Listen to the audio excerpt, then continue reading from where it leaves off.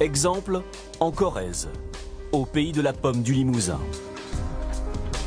Pour garantir une bonne récolte et protéger leurs fruits, les arboriculteurs corréziens utilisent beaucoup de pesticides. Ils traitent leurs vergers une vingtaine de fois par an. Un procédé extrêmement dangereux pour Fabrice Micoureau. Il est à la tête d'une association qui dénonce les risques de ces produits pour l'homme. Ici comme ailleurs, le plus souvent, rien ne protège les riverains. Entre la limite de la propriété ici, où les gens vont s'occuper de leur jardin, faire leurs légumes, il y a seulement quelques mètres qui les séparent des zones de traitement. Et dès lors qu'il y a le pulvérisateur qui envoie ses produits en bout de parcelle, eh bien, le nuage va venir envelopper la parcelle voisine, aller sur la maison. Si vous avez des enfants qui jouent dans le parc, ces enfants vont ramasser ça sur eux.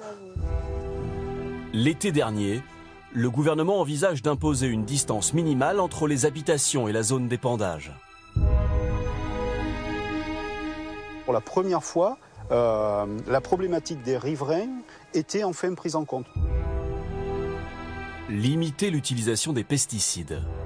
La FNSEA n'en veut pas.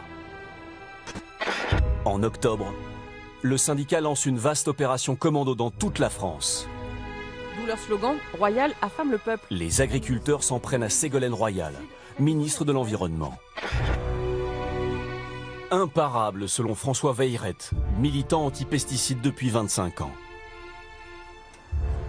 Vous pensez bien qu'à quelques mois des élections, la dernière chose que veut Manuel Valls ou le président de la République, c'est des manifestations de l'agriculteur partout en France. Donc cette pression, elle est mise en œuvre parce qu'elle est extrêmement efficace. Un mois de mobilisation de la FNSEA et le gouvernement capitule. La protection des riverains contre les pesticides ne sera pas renforcée.